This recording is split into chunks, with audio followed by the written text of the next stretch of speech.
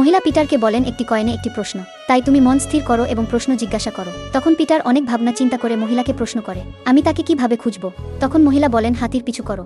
ছেলেটি মহিলার কথা মানতে পারছিল না এবং তার সাথে তর্ক করতে থাকে, কিন্তু মহিলা তার আর কোনো কথার উত্তর না দিয়ে সেখান থেকে চলে যায়। এরপর পিটার খালি হাতে বাড়িতে ফিরে আসে, যা দেখে পিটারের দাদাজি খুব রেগে যায় এবং তাকে খুব বকুনি দিতে থাকে আর বলতে থাকে জ্যোতিষীদের বিশ্বাস করতে নেই, তারা টাকার লোভে সব মিথ্যা বলে থাকে। কিন্তু পিটারের কোনোভাবেই মন মানছিল না, তাই সেই একটি পুরনো বই বের করে পড়তে থাকে পুরনো কিছু রহস্য জানার জন্য। তখন তার দাদাজি সেখানে চলে আসে এবং পিটারের হাত থেকে বইটা ছিনিয়ে নেয় আর পিটারকে বোঝায় যে তিনি আজ পর্যন্ত কোনো হাতিকে এই শহরে দেখেননি, তাই ওইসব চিন্তা ভাবনা মন থেকে মুছে ফেলো আর পুলিশের ট্রেনিং মন দাও। এরপর পিটার সবকিছু ভুলে এক্সারসাইজ করতে থাকে। রাতের বেলায় এই জাদুকর জাদু দেখাচ্ছিল, কিন্তু তার এই জাদু দেখে কেউ হাসছিল না, বরং সবাই বোর হচ্ছিল। তখন জাদুকরের মন খারাপ হয়ে যায় এবং সে কিছু অদ্ভুত করার কথা ভাবে। তখন জাদুকর সেখানে উপস্থিত একজন মহিলাকে তেজে ডাকেন এবং তার হাত সামনের দিকে বাড়িয়ে মুখে কিছু মন্ত্র উচ্চারণ করতে থাকে। তখন তার হাতের উপরে গোল আকৃতির আলো জ্বলে।